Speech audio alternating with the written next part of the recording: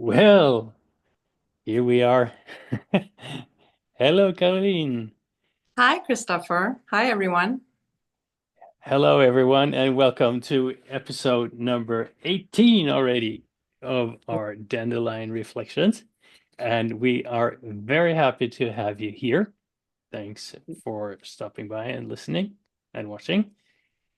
Today's episode is about a topic that Caroline and I have agreed on that it's huge, and we want to we want to share our thoughts about this in two episodes, um, because it's so important, right, Caroline? Yes, it's a broad topic, and we don't want to pack too much in one episode. It can be dense, and we want to give our audience time to absorb and then integrate some of the concepts and reflect on that. And we want to do the same, and we will summarize at the second episode on this topic Right. the salient points. And um, yeah, looking forward And to this discussion. yes, and what we want to talk about resilience and resilience in children, children, how to bring up resilient children. And well, so what is resilience in children anyway? If we start there, because I'm sure there are a ton of different yeah, ideas about that. But what do we mean about with this?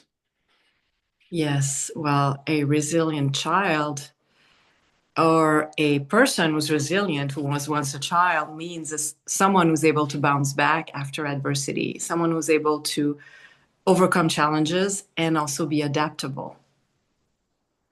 Right, overcome challenges to be able to look back and Mhm. learn from whatever has occurred. Life throws challenges at us all the time, right?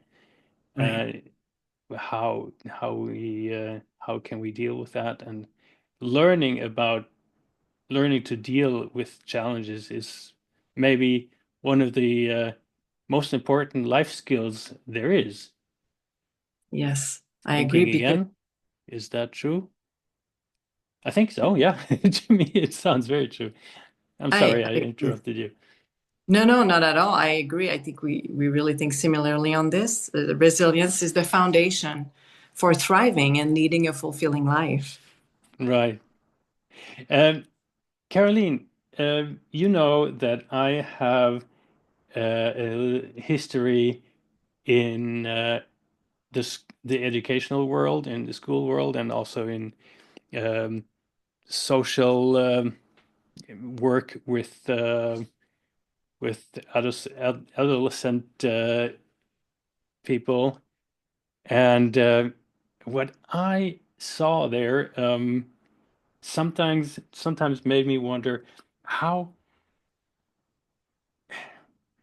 well there's this word, this saying in Sweden, talking about curling parents. Hmm. Curling from the sport. You sweep just about any uh, thing that's in the way. You for the I Hmm. don't know what that round thing, what the name it is in English. I don't know Well, neither. Curling ball. I don't know. It's a very popular sport in Canada. I can tell you.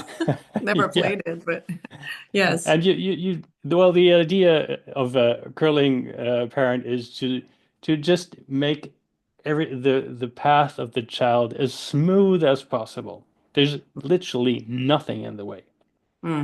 Hmm. Um, and then there's the other idea of a helicopter parent. What's Right. your understanding of that? So I don't know the difference between the two or if that's the same, but I had heard of the term helicopter parenting Mm, before, and it's a parent who is always overly involved in the child's life in order to protect them, but to the point of obsession. And the right. child cannot even explore freely because it's about the parent's anxiety. It's Hmm. about the fear of the parents. So, probably from on past or unresolved past trauma or whatever, but the child is clinging on, the parent is clinging on to the child, and that makes a child who's very insecure to explore the Hmm. world. So helicopter parenting is a parent who will intervene in let's say if there's a disagreement between child and teacher, the parent might be overly involved, right? Right. So the parent takes charge too much, is not attuned to the child's developmental level. Oh, Yes. at 12, the child should be able to say, no, I didn't do my homework because of this or that, right? The child Hmm. should be accountable. But it's a parent who prevents a child from becoming accountable. And that's interfering with child development and resilience, even. Right. So how would that develop? How would that prevent the child from making important experiences Right. Well, the that child, it that it would might use in later in life, in adult life? yeah, the thing is the parent is not going to be there forever, right? In the child's life. So that eventually the child will become a teenager and an adult who will have to deal with those challenges and problem solve on their own. And if they have not practiced that before, that's going to be challenging. So they can't access that resilience if it has not been established before. So Hmm. parents have to be careful and let the child deal with situations proportionately to their developmental level. Even in fights between siblings, Oh you yeah. were mentioning that in your list too, in your bullet points. So for this morning. Yes, exactly. So let's talk about that. Of course, there are conflicts in between siblings and between child friends and or in classroom. Yes. Do we do the child a favor if we go in between them and try to, yeah, keep them not discussing, not fighting? Right. I mean, unless the child's safety is at stake, immediate physical, emotional safety, I would let children deal with disagreement and figure out what is sharing about, or learn to navigate the world where we interact with each other. So on the spot, the parent should try to absorb, or the teacher, right? But if there's no solution that can emerge from that interaction, yeah, they can step in. But Hmm. we should not be reactive and immediately jump into a situation when a child is trying to deal with conflict, because this is a lab, right? Life is a lab where we learn.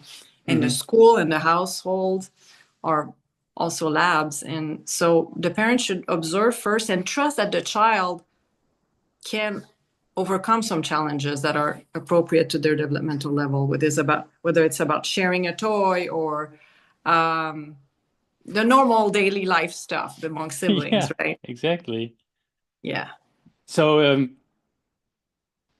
this you mentioned, of course, that well, there shouldn't be physical violence, of course. That's Right. maybe the point where any parent Mm-hmm. should step in, Right. Right. Right. or when it's not resolvable. But what about, well, maybe there are situations there where it can't be solved at the moment. So why not Mm-hmm. just, leave it unsolved? That shouldn't be a big problem either. You can Mm-hmm. Right. you could learn that you don't need to solve every problem all the time.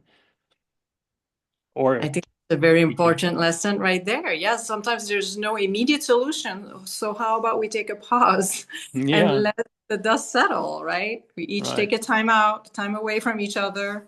Hmm. Yeah. Oh, time out. Time. Well, before we go further, um, let's. So there's a lot of emotions at play in conflicts at home or in classroom or between parents and children, or between parents themselves, of course. Mhm. So what in the research before? this before the recording, we both looked into the idea of emotional safety. Could you please let Mm. us all know what that means, even? Yes, emotional safety, it's also the basis for secure attachment that will affect all relationships later in life, right? Potentially. So emotional safety means that the child feels safe being who they are and know that there's a place where they can go if they were Hmm. distressed, right? So they know there's going to be a parent protecting them. Yeah, they're trying to navigate their own interactions with others, the conflict, the compromise.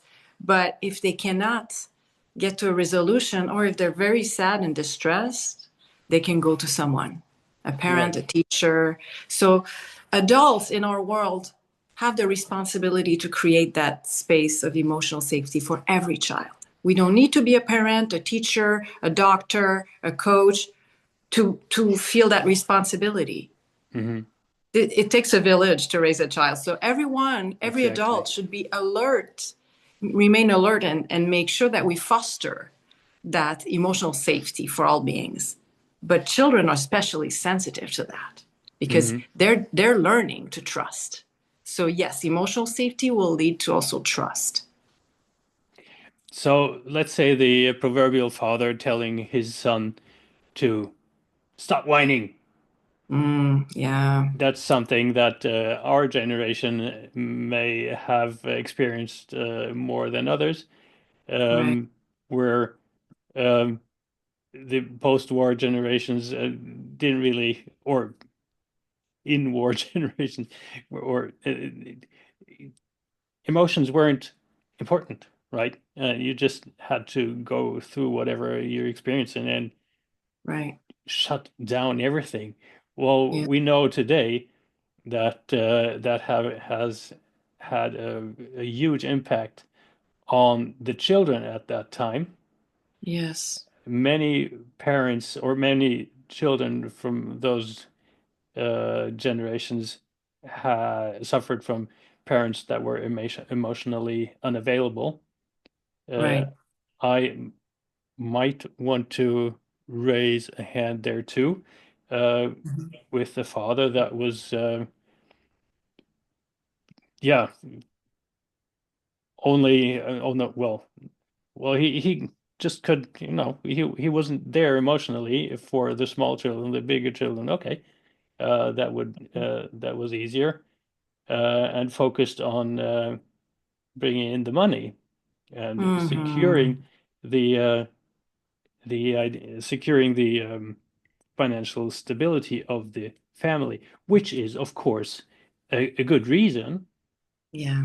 Hmm. And I don't there are no negative feelings about towards my father about that, because he did the best he knew at that time. But here's another point, very important point, that is, uh, if any of our viewers or listeners have yeah feel that that might be the case in their upbringing too, Hmm. um, it's important to let go and to be able to forgive the Yeah. parents. They didn't do that on purpose, right? They just did raise Right. the children the best way they could at that Yes. time.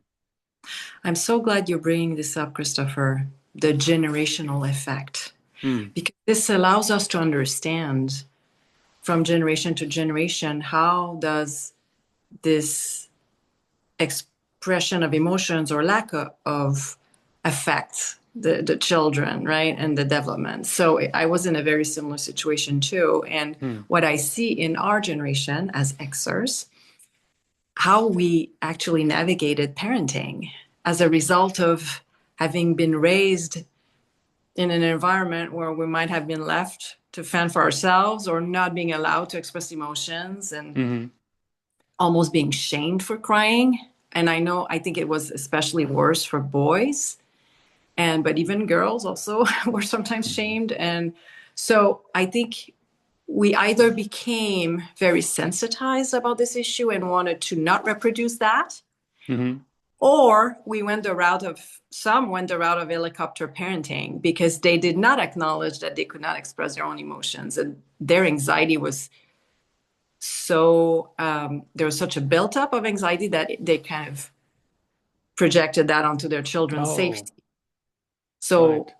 I see that. I see that in my life around me, people, parents being so insecure and not Mhm. healing from that, that they really project that onto their children, or even seeing that in my clinical practice. Oh, right. When children have been too overly protected Oh, and wow. they're not Hmm. equipped to face disappointments later in life. So yeah, that's a very interesting point that you raised. And yeah, it's all about being allowed to let the emotions go through us. That's the basis of emotional safety. If you can't do that, you can't feel safe So emotionally. did the pendulum swing too much to the other side, maybe? Yeah, I think with helicopter parenting, yes. They And overcompensated? I think so. I think that's might be one explanation Mm, for that behavior. Um, because while the parent is overly focused on the child, they're not looking at themselves. I think it's an avoidance strategy to cope with right. their own trauma, their own I pain of see. having lacked something. Maybe what they're saying is like, hey, I wanted you to watch me. I wanted you Hmm. to be there for me. Therefore, I'm going to be with my child 2000%, to Yeah, the exactly. point of being also almost too intrusive and suffocating the child in a Mm. metaphorical way. And not allowing the child to make these experiences and to learn from them. Uh, for example, writing a test or exam and Right, failing, and right, okay, that happens.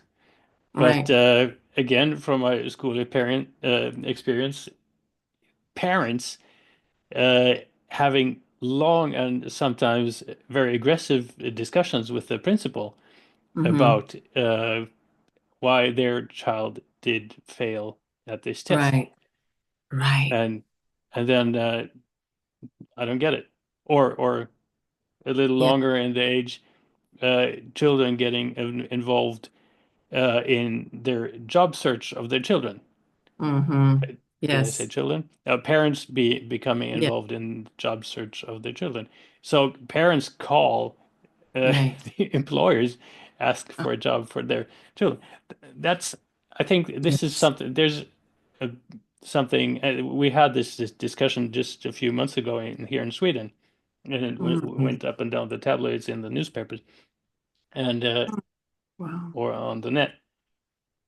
So here we are blocking uh, important experiences for the children that are very important for their development from the children. So that's a disservice, I would say. And Yes.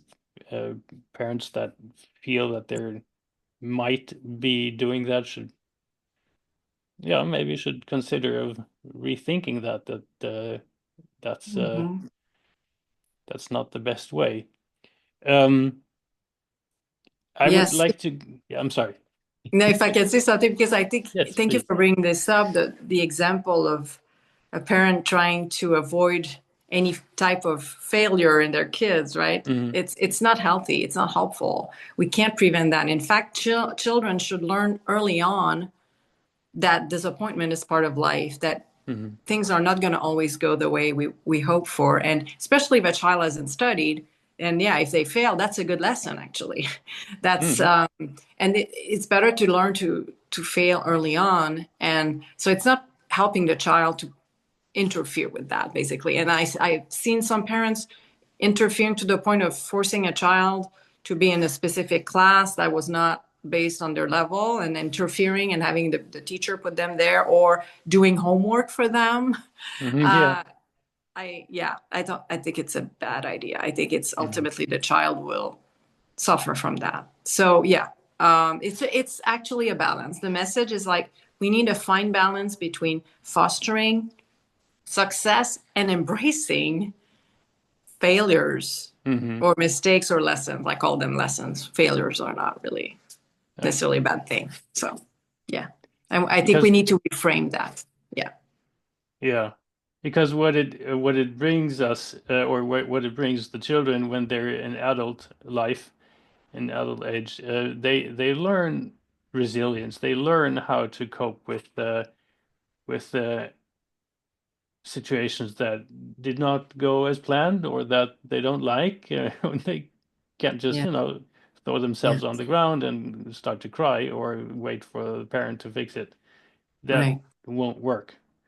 Yes, correct. And yeah, Do you think, Christopher, that the way our minds operate with early or immediate gratification, it can interfere with this resilience? Because I see that perseverance and working hard and being disciplined is part of the resilience. But if we are used to have immediate rewards, is it harder to work hard and long term for success or for building, a life that we want? So I'm wondering about that. Do you feel like that is interfering with our kids' resilience, this immediate reward and this constant inundation of stimuli?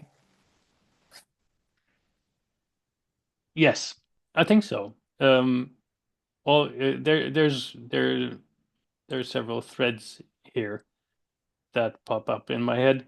Let's see if I can get them in any order. Um, First thing I'm thinking of is social media. Of course, instant gratification, instant likes, instant Yes, follower numbers, and you have to be beautiful and talkative and open and all right. this and to and uh, wear clothes of a certain style to be in the in group. Right. To be Uh, popular. right. Yes. Yeah. So okay, the children have this choice. Okay, do I want to bend over, forget who I really am, or ignore hmm that and hmm just be there for the fear of being an outcast? Or Right. on the other side, maybe I can just be resilient and Right. be proud of wearing the a certain type of clothes that are, I don't know, maybe something else than red, white, or gray, but just tons of colors, and that's hmm wonderful. And I can I can actually be proud of that and be respected by anyone else because I stand to what I say, what I show, who I am.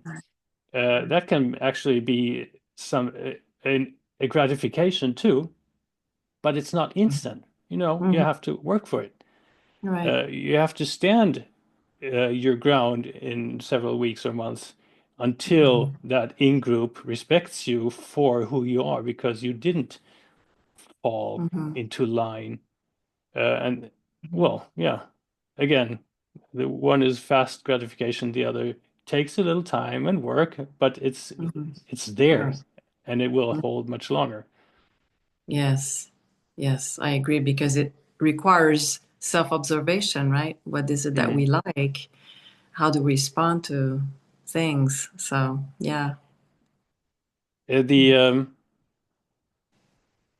something else, if I may go some steps back, and with the risk that I'm jumping over different topics or subtopics, and I I blame that on my my tombola brain. I'm sorry. No, I'm not, but Don't apologize. I have the same brain, similar brain type, I think. Yeah. so the idea of not um, of teach trying to teach children to suppress emotions, Yeah. and maybe it has to do with the instant gratification in a way, Mm-hmm. because what is it when a child shows emotions that the Yeah. parent doesn't really want to have Mm-hmm. right now? They Right. don't want to deal with the child crying. They don't want to Mm-hmm. deal with the child being overly active or um, Mm-hmm. under the Right. ceiling or whatever. Um, so we want to fix it fast, Right. quickly. Right. Okay, no, stop crying. Okay. Mm-hmm. Mm-hmm. Uh, so what kind of role model are Mm-hmm. we as a parent at that moment if we Right. suppress children's um, Mm-hmm. um, emotions? So what I want to get to is how can we as parent Yeah. um, show the children, our children, how we ourselves deal with Yeah. emotions that are coming all the time. And of Yes. course, as we all know, and we've talked about this many times before, children, especially from age minus, let's say, minus 3 months Mm-hmm. in the womb, 3 months before birth, until, well, I've heard somewhere around 7, 8 years old. Mm-hmm. They're like a, well, now in our days we said a record, a tape recorder. We don't, there are no tape recorders anymore, but you get the idea. So Yeah, a they're sponge, blank slate. Yeah. sponges. Mm-hmm. Thank you. We're taking everything up that is role modeled for us by adults mostly, or Mm-hmm. older siblings. Yeah. So what they're doing, the children are watching. Yeah. Yeah. How is my father Right. fixing this? How is my father Right. and my mother's relationship? How do my parents deal with, I don't know, bad news, Mm-hmm. bad Mm-hmm. economy? Yeah. Yeah. So again, how, Mm-hmm. if we look at the emotional resilience, emotional handling of emotions, how Mm-hmm. can we be a good role model there? Right. Very good question. It's fundamental to so many things in life. First of all, I think we need to shift the paradigm and as a society, right? When we approach emotions, because emotions are not bad. Some people will label emotions and they will condemn them and therefore repress them, but sooner or later they erupt in really ugly ways. People act out and people suppress other people's emotions as a result, including their Mhm. children. So, no emotion per se is bad. So, we need to actually have some kind of emotional literacy early on, ideally, and learn as soon as we can later in life if we were not equipped with that, to realize that an emotion is there to just tell us something. Mhm. It's not bad. So therefore we should not push it away. We should not shame it. So for parents to be good models, they need to acknowledge their own emotions and they Mhm. need to embrace them. They need to own them. And they need to show how do we deal with them? What do we do Yeah. now? Okay, I'm super sad. I'm overwhelmingly sad. What do I do with that? So the parent might say, you know what, I'm feeling really sad right now, but it's okay. I'm going to do what I can today. Um, I'm going to take a pause and, I'll be fine. And the parent should be reassuring so that the child doesn't feel like they need to rescue the parent, that they Oh need yeah. to be the parent, right? Very important point. Thank you. Thank you. Yeah. The urge to rescue the parent. Oh, I've Hmm. heard so many stories about that. Do you Yeah, think you would that be a good fit to talk about that just a little more? absolutely. Because there are a lot of times when parents are unaware of their own emotions and wounds and traumas, then they don't take responsibility for their healing and the child becomes the child is parentified or adultified or spouseified. Wow. That's a burden on the child because the child needs to learn how to develop their own skills. They should not be put in a parent role, right? So that can create problems. So the parent need to take ownership first about Mhm. their own emotions. Yeah. And they need to get their own help, but not in the form of a child, but an adult, professional, or friend. Yes. Thank you. Yes. So, emotional regulation, you mentioned that, and you said all emotions per se are not bad. Mm-hmm. So, I hear that there's a a green Mm-hmm. how do you say there's a green area Yeah. for the emotions. So zero, sub-zero is not good. We agreed on that, and uh, not showing any emotions is bad because you're Mm-hmm. suppressing them, and that might lead Right. to a whole lot of different other things in later. Yes. Then there's of course handling emotions well, Right. both good and bad emotions, Mm-hmm. positive and negative emotions. Yes. And then of course you there's this red band, the red area where positive and negative emotions are there so much that Mm-hmm. it's the emotions take over, right? Mm. Mm. And Yeah. parents Yes. have that sometimes, right? They're Right. stressed, and but Mm. here's something important to learn and teach too, right? Right. Yeah. So I from the top of my head, I could from my own experience as a parent, Mm-hmm.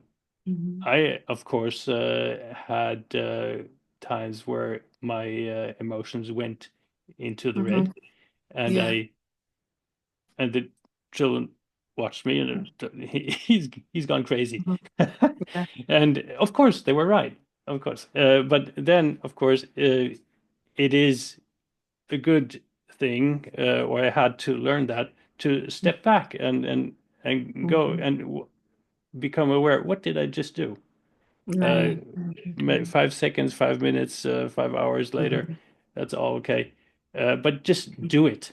Just Right. talk to your kids and say, okay, Yeah. happened there, that was not me, or that was not good, and I Yeah. apologize, so that the children don't see it was their fault that they did anything Yes. wrong there, but that Yeah. it is okay to own up for your own Right.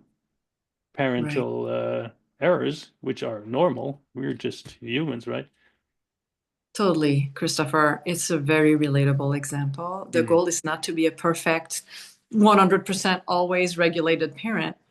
That's not going to help the child, actually. But the child needs to see a parent who's human, the parent who's responsible and who can own, yeah, oh my gosh, I'm sorry I raised my voice. I'm sorry I got irritated. It's because I hmm have stress at work. I should not have said this or that. I'm hmm sorry. How can we make it better?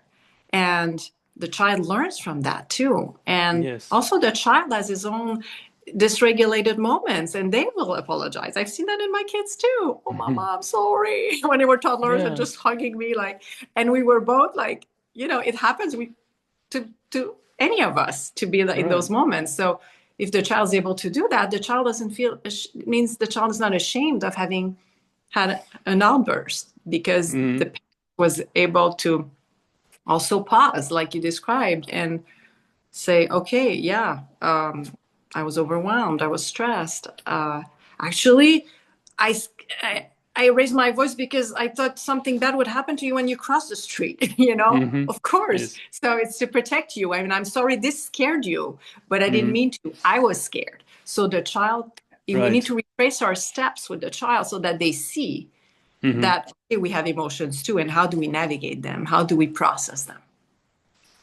Exactly. Yeah, Yes. And yeah, there's a whole lot that we can teach our children just by living uh, right. emotionally.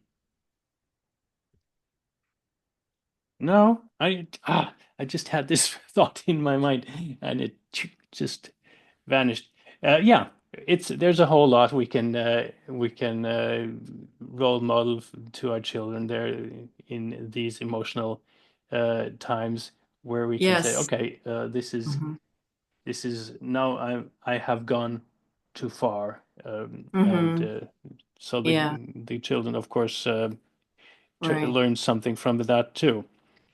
Yes. So, and then something that there we can always do better, right? And Mm-hmm.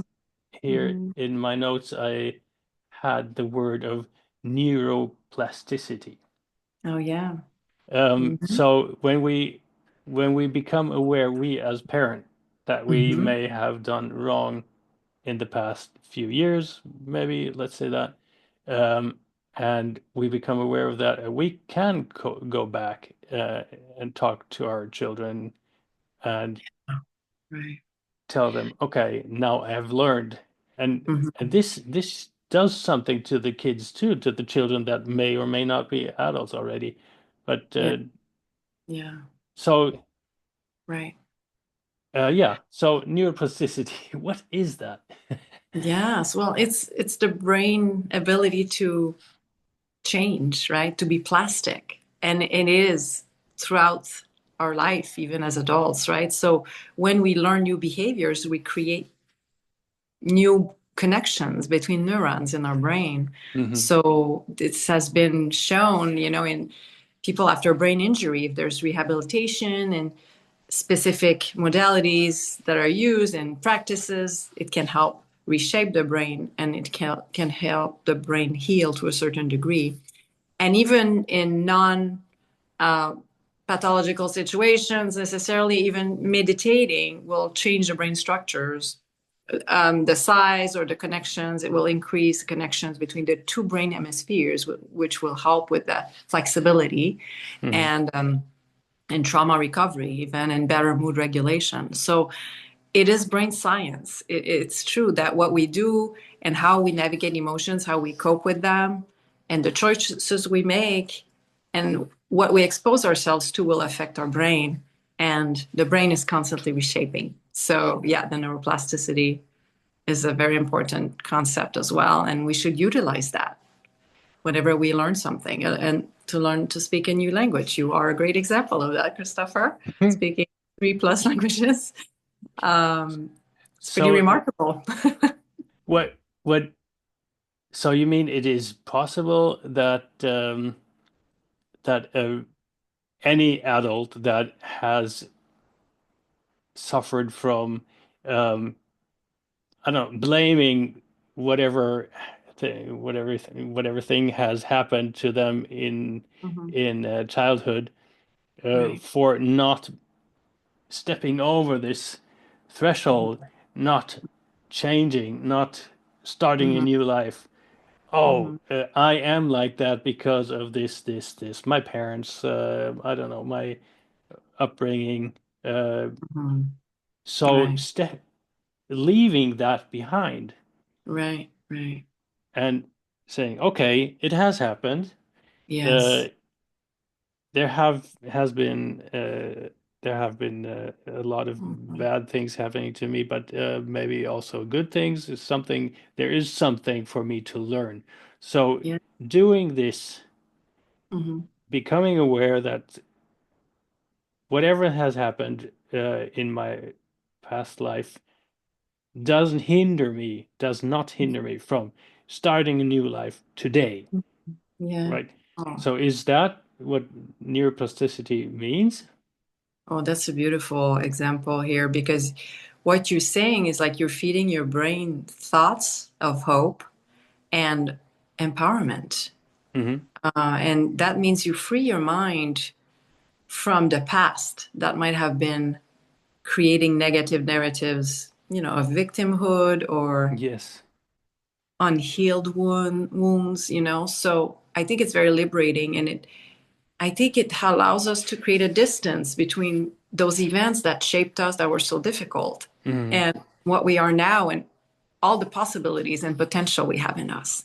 So I really like that. I think what we tell ourselves can also affect our brain. And we need to shift that, right? We need to go from the negativity bias that we have Hmm. after trauma, meaning we look at negative threats and everything and we scan for the negative, to the positivity, being able to look at what we have. So that's also gratitude, right? And Right. believing in ourselves. Yeah. So I could actually become a, a good role model for my children by doing that. Yes. I Yes. remember, I'm sorry, to jump in here again, but I remember this elderly woman way back in time, in my lifetime. She was Mhm. always complaining about uh, whatever happened to her, and oh, everything was so bad, and a whole glowing ball of negativity was Yeah. was Yeah. there, and and I can't remember if I ever met her children, but I'm sure the she held that negativity alive because it Right. served her at that time for whatever reason or to whatever. But what did it do to her children? Yeah. And Yes. well, long story short, how can if we see that this is happening to us as a Hmm. parent Right. or as parents, how can we step over that Hmm. and teach our children a better life? Hmm. Yeah.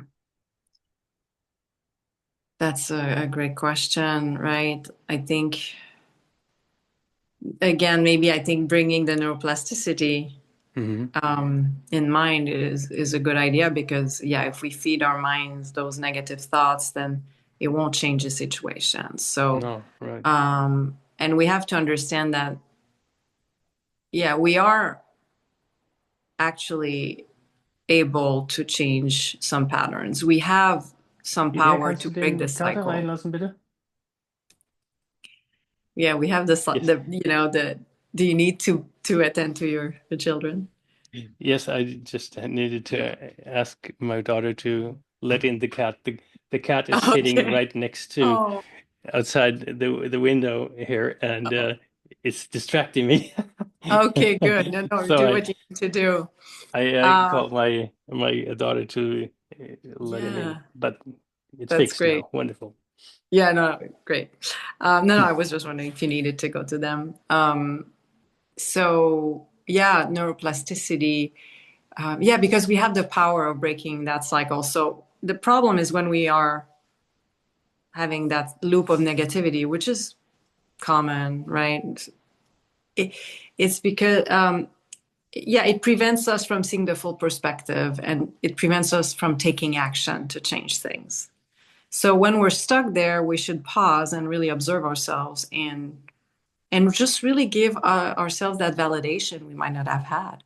Yes. And maybe that will help. Validation we might not have had. Wonderful.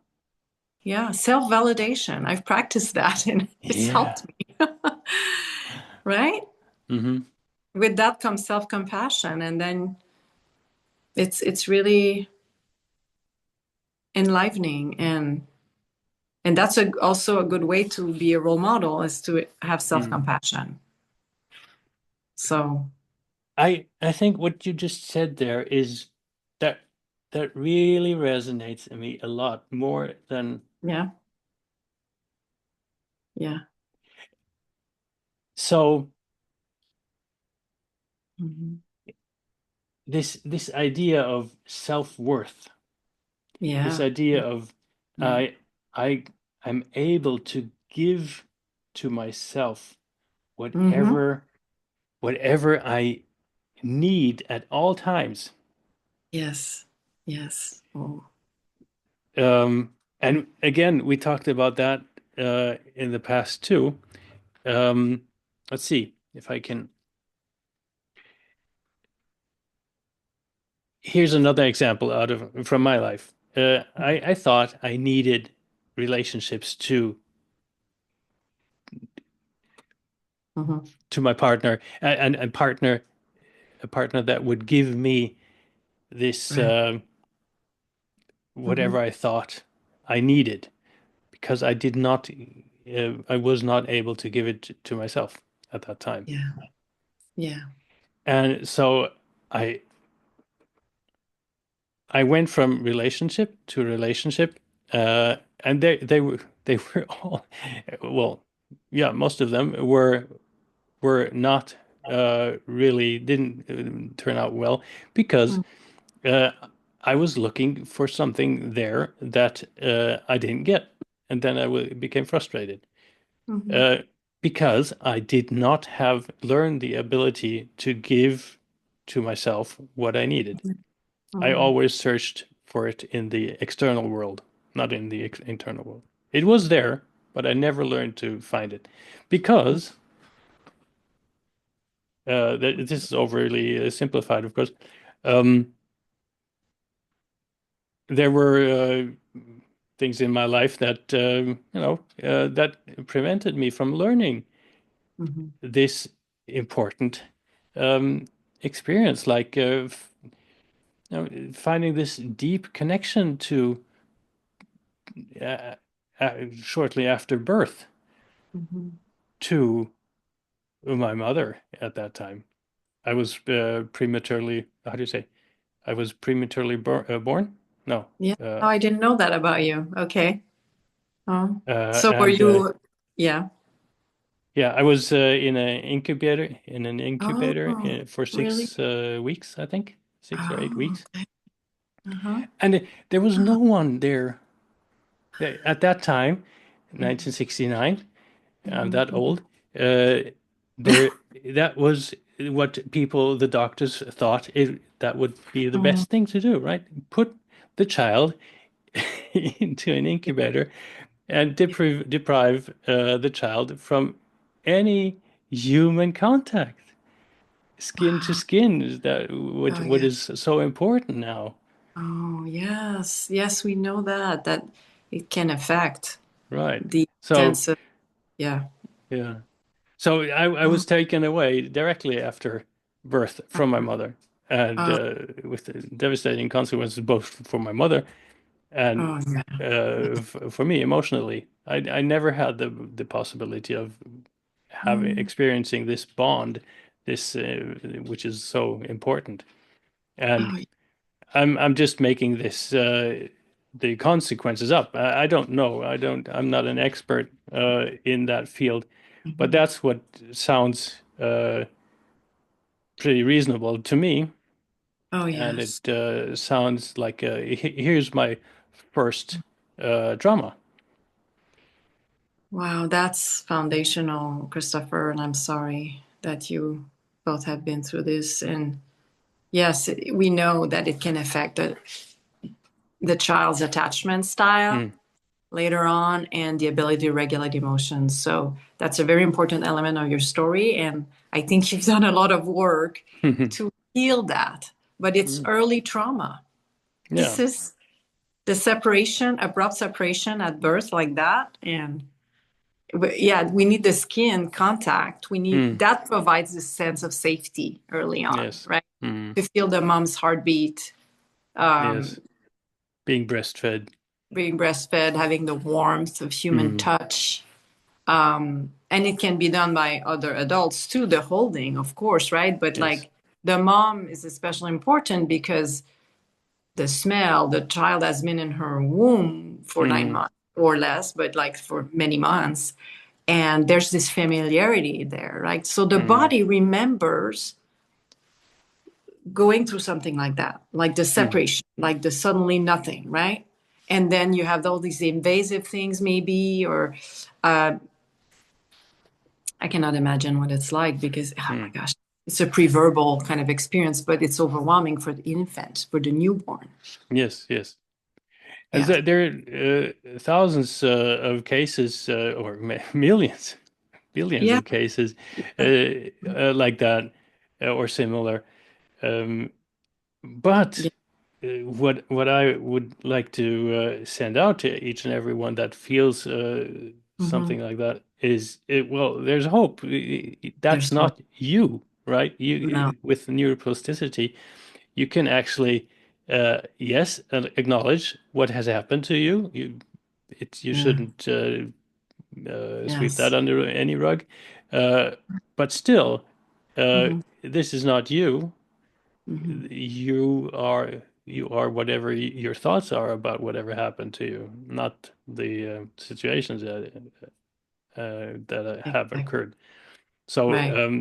there is a future, and we can all Mm-hmm. reshape that Right. future, how we would like to uh, have it to look like. Exactly. We might not have been in charge of the first lines of the book of our life, but we can write the Mm. next chapter, right? Yes. So, And we can again back to how to raise resilient children. Okay, we can be open with whatever has happened to us and how we mhm, managed it, and that's something that we can right, tell our children, and that's also something that we can teach our children by not intervening right, every time they fall right, down on the ground or want to have right. something and don't get it and Hmm. parents cave in and oh well here you have it anyway just so you're quiet Right, and things like that. right. Hmm.